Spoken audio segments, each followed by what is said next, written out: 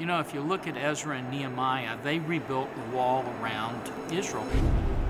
We realized that it was important for members of Congress to come together and pray. And there was a room, 219, that was just off from the House floor.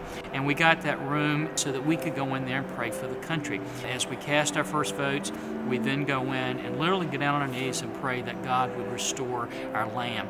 If we have issue with how America's being run, we have the power to change it.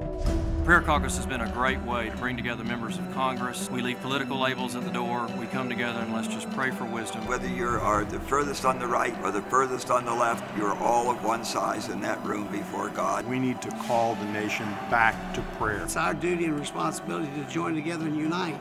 But what we're absolutely united on is the need for us to restore America. In the essentials, unity, and the non-essentials, liberty, and all things, charity. We've got to define what the essentials are that we can coalesce around and to say, you know what? We're going to stand firm with one another in prayer and seeing a deliverance here. These are very difficult times in our country, difficult times in our world. You're not going to find your solutions in man. Even though life may throw us challenges, that we always have to remember that we put our trust in God. If we fail in this country, it is a great danger to the whole world that's seeking to step into the light of freedom. The problems that we have right now are not going to be solved on the floor of the House or the Senate. Each one of us has to do our part to transform and change this culture. I think God is really looking at us and saying, I need you. It's time for us to stand up and say, I'm ready to be those leaders. As we all move together, that we move together in step.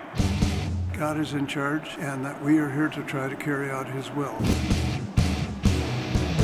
For this nation to stay great, we need for people to pray. Help us. Fight for the country.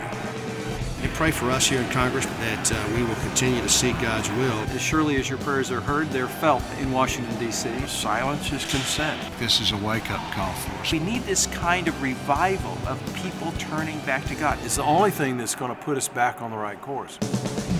We do have a history.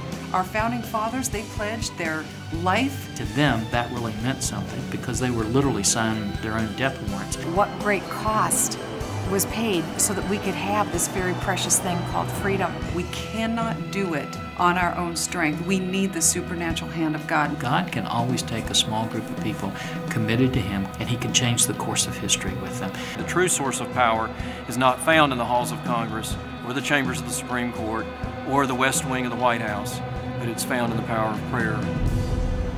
And so what we realized is not to build a physical wall around the country, but to build a spiritual prayer wall.